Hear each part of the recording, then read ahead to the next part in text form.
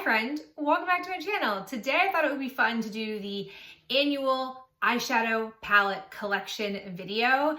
I have pulled out all of my eyeshadow palettes that I currently have in my collection to show to you. Personally, I really like where my eyeshadow palette collection is right now. So let's go ahead and jump into my actual collection, and then I'll talk a little bit about how my collection looks different from last year's. The first thing that I have is this IBY trio. It has just these three shades that you can see in here. The name of this is Three's Company. This is quite old at this point. I probably should just pop these out and put them into my single shadow palette because I feel like that's the best way that I will use them, but this one is still kicking around.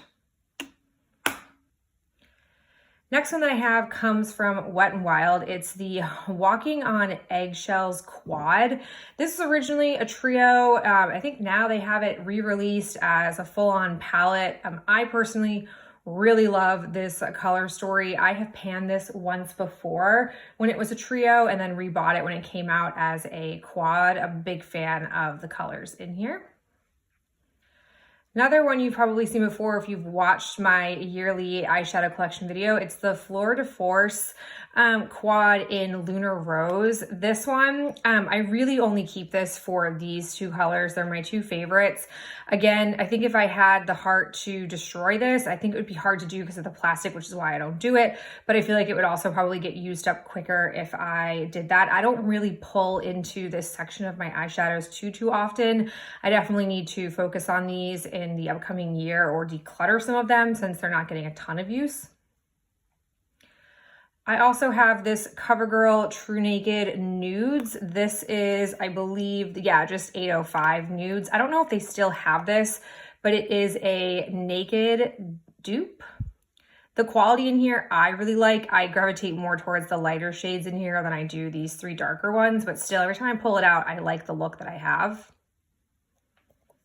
Another one that I acquired last year, it's the Rock Mini Pro palette in the shade Sparkling. This thing is tiny. I'm willing to bet if I tried to pan this, it wouldn't take a ton of effort. These shades in here are really basic and they actually inspired me to want to purchase a full-size palette with their new formula. But the reality is, as you'll see later on with that purchase, this is super similar to that one. I didn't necessarily need to own both, but I didn't quite recognize that when I purchased it.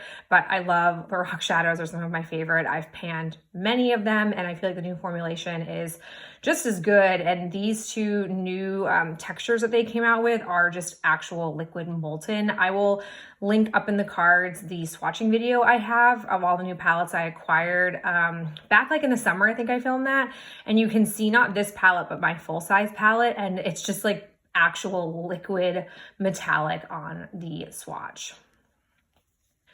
And the last one I acquired is the Essence Dancing Green eyeshadow palette. These I did not get really good reviews, but I picked this up because I was still struggling with how to work with my green shadow in my Pirates palette, and I feel like this was a nice pairing with it. It's definitely fussy, definitely not, I think, something that I would pan, but I do like the shades in here. When I'm feeling the look of a green eye, I would pull for this.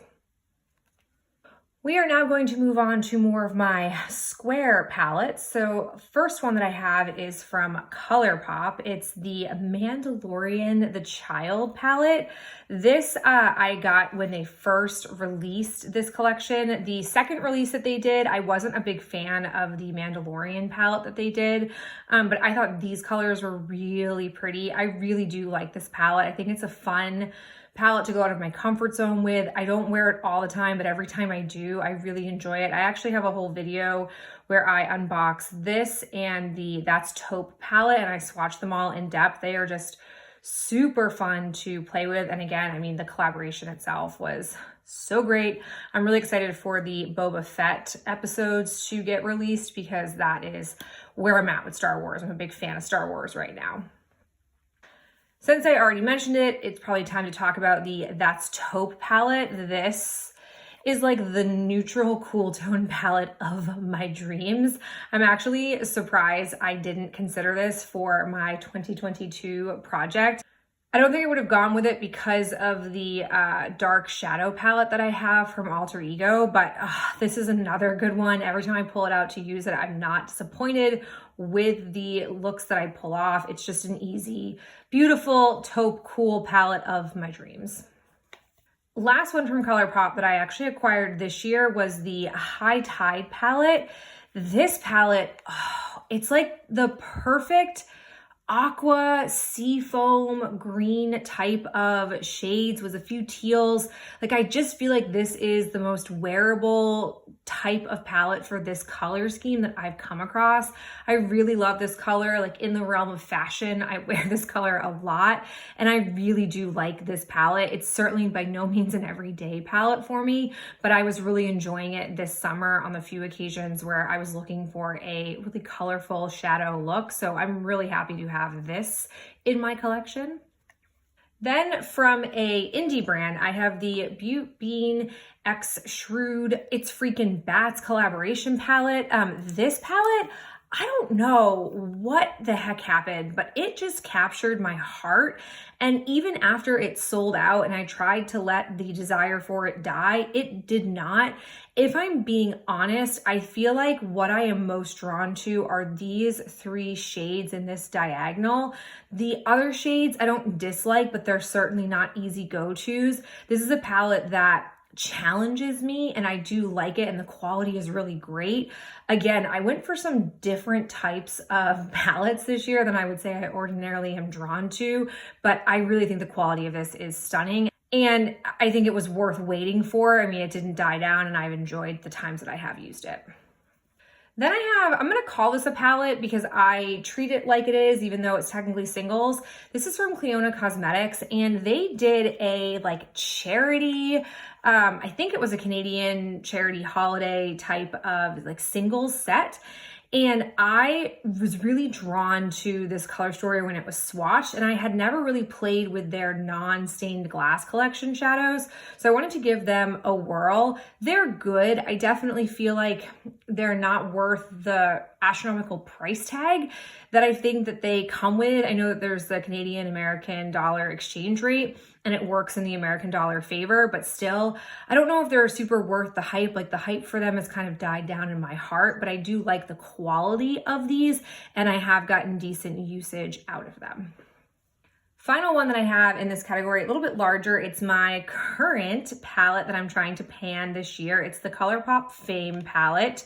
She looks like this. As you can see, I've removed 2 of the shadows and the rest of them I'm hoping to use up over the course of this year. Wish me well, follow along with that project if you dare. All right, we now move into my like larger square / rectangular type of palettes. So I have this one from another indie brand. It's the What's Up Beauty Desert Monsoon palette. This palette was totally an impulse buy. Definitely a palette that I thought I would get more use out of in theory versus in actuality. I think the pigmentation of these shadows is great, but they're a little bit fussy to work with. Definitely a palette that I haven't used as much as I thought I would, but every time I open it, I do think it's really gorgeous. I also have one of the collaboration palettes that came out with Morphe and Jaclyn Hill. It's the Bling Boss palette. Looks like this. It's the only one I ended up keeping after doing some heavy scrutinizing. I really only keep this for a few shades. It's really one of those palettes I should deconstruct and move into my singles, but I just sometimes get lazy about deconstructing palettes. I then move into my Urban Decay Naked palette, this original puppy right here that I considered for like a half second panning for this particular year. This palette, I love to look at it. I don't necessarily play with it all the time. I also have chosen to keep the brush in here as is because I kept my Naked 2 brush and I freaking love it and use it all the time. So I'm gonna keep this on ice until I destroy the other one and then pull this out. This is one of the few brands where I feel like the brush is not a throwaway, but an actual thoughtful and really well done brush that I like to use all the time. Ooh, I have another impulse purchase. It's the e.l.f. and Chipotle collaboration. Fun fact, I don't even really like Chipotle as a restaurant, but I purchased this palette. Again, I think it was a lot of impulse. I think if I'm honest with myself, there are only just like a few shades in here that I actually like, and the other ones I could easily do without.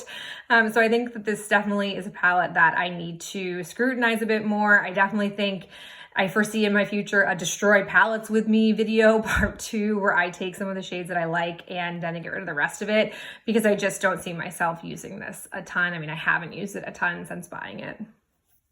On the total opposite end of the spectrum though, I have this Alter Ego Shadow Kiss palette. Oh my God. This palette is the palette of my dreams.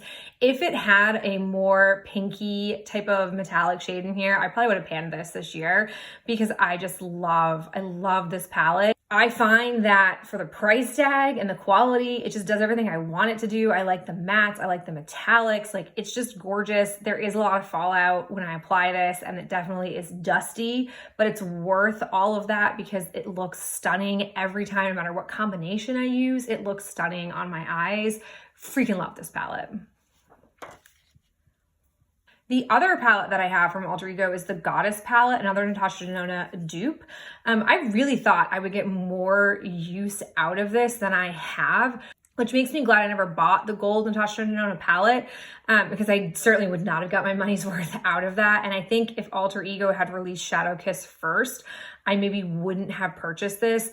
The times that I have used it, I liked it, but I don't find myself feeling like this is easy for me to use. I can't naturally just pull looks from this. I sometimes will like Google YouTube videos that have people using this palette, or I'll Google the gold shadow looks and then use the dupe versions here, but I don't naturally find a lot of looks that I can create with this. I have the Gather Round sisters from the Hocus Pocus collaboration from ColourPop that I purchased this year. I was definitely sad I didn't get it last year, so when they decided to bring it back again, I thought definitely gonna jump on it. I haven't used it a ton because the reality is, and I had done a good job talking myself down last year, these like 4 shades right here, so if like I take those out, this becomes a very neutral palette, which makes it much more wearable for me, but makes it much less unique. I think I was able to tell myself that last year a lot, which then made me not need the rest of these because I have them probably in some form or fashion, but I just got super sucked in this year. I kind of had a problem in the fall, like late fall holiday season, not buying things as I wanted to. So I'm definitely happy that I have it, but not as used as I thought it would be. I also have this palette. I mean, I have a hard time calling it a palette, but I'm gonna do it for the sake of this video. It's their original Disney designer collection. As you will see in here, most of these shadows I got rid of. And the reason I didn't get rid of the whole palette is what you see remaining are basically single shadows that I could see myself using. Case in point, Ray. That is what I had in my partner palette to the Pirates of the Caribbean. And I have quite a bit of usage in it. So I've been using this mostly as just singles, and I keep them all in here just because I do like the outer packaging. I think the outer packaging is cute, but I don't actually use this as a palette. And our final one for this type of palette is the newest addition to the collection, the Huda Beauty Mercury Retrograde. After lusting after this sucker for years, actual years, I decided to pull the trigger when it was being clearanced plus the 20% off Sephora coupon. I don't know if they're going to be getting rid of this. If they do, that's foolish because I've used this about 5 times and I love it. It's amazing quality. I love the color variety in here. It's a really nice balance of neutrals with some color. So I'm really glad I finally pulled the band-aid off for Huda Beauty and tried this. I don't think I'm gonna go crazy and buy all the rest of her palettes because the color stories haven't pulled me in the way this one did, but quality is certainly top-notch. We now move into our large palette section. The first one that I have is the Lorac Mega Pro 2, which looks like this. One of the palettes I considered doing for this year, but really wasn't looking for a 2-year project. But I feel like these are very cool toned leaning, and I really do like them. Quality is also sublime. Next up is the Jaclyn Hill Original Morphe collaboration palette. So many shadows in here. It is just insane. I definitely think that the metallics are superior. And again, a palette that I really should deconstruct and just save the metallics that I like and get rid of the rest of it, because I just don't ever pull out a big palette like this. But I will say I like the idea of this particular color story, and I really was a big fan of this when it came out. I also have my only Makeup Revolution palette. This is the Emily Edit the Want, so it's the Emily Noel collaboration. I think this is a lovely eyeshadow palette. I am shocked it took her this long to do a collaboration. I'm also kind of shocked that it was with Makeup Revolution, but that's neither here nor there. I would love to see her come out with more makeup collaborations because this is just so pretty. It's so nice. I think the quality is okay. I don't think it's the greatest ever, but I do like the color story, so I do play with it from time to time. Other large palette I have, Tati Beauty, rest in peace, the Textured Neutrals Volume 1. Say what you want about Tati, but this was a well done palette. I have used this a ton, though it does not look like it. I especially love the metallic and the glitter rose. I wouldn't say I would normally be a big glitter person, but this is the most wearable glitter I've ever come across. I could do without the sequin column here. I could do without the sequin row that you see here, and I could also do without this particular color story because I feel like these colors don't look good on my skin tone, but it is just lovely. I do hope that she's able to bring out more eyeshadow palettes in particular, because I feel like she understands shadow really well, and I like a lot of the preferences she has for shadow. So definitely glad that I got my hands on this before the whole beauty line shut down. Next up, we have this busted up looking ColourPop Magnetic palette that I built with my own single shadows. I have replaced the ones that I pulled to pair alongside my Pirates of the Caribbean palette. This is just like a weird mix of brands and singles in here. And it's definitely something that I pull more when I'm trying to partner with a palette versus using it as its own. But I really do love a lot of the shades that are in here. And our last palette is this mothership of shades. Let me go ahead and open it for you. It's gonna look a lot different from where it was last year, because as you can see over here, I don't really have any face colors in here. In fact, I don't have any face powders at all in here. I either decluttered them or moved them to a different facet of my collection, but this is what I am left with. I really am somebody who went hard for a while on single shadows instead of buying palettes, and I don't use these as often as I wish I did, but I have found that where I really bring these in is when I am pairing them with particularly my Project Pan That palette. So I do keep these around for that purpose, but I hardly pull this in all on its own. All right, so there you have it. Those are all of the current eyeshadows that I have in my collection.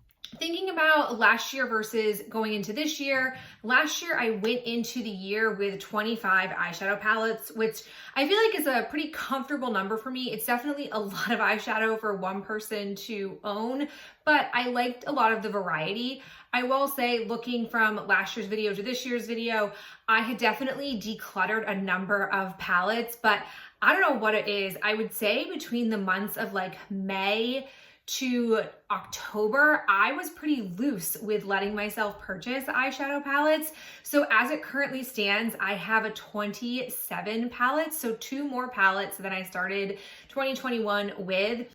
Definitely creeping up there with numbers, and I definitely want to bring that down. Thinking about when I was going through my collection, I have a number of palettes that really warrant a chopping block consideration.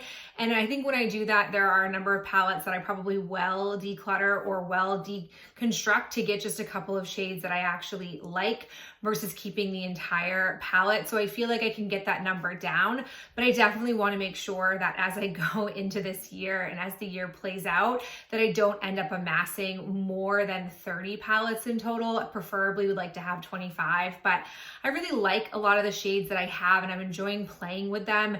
And I feel like on the weekends when I go to pull out palettes, I'm not too overwhelmed by my choices.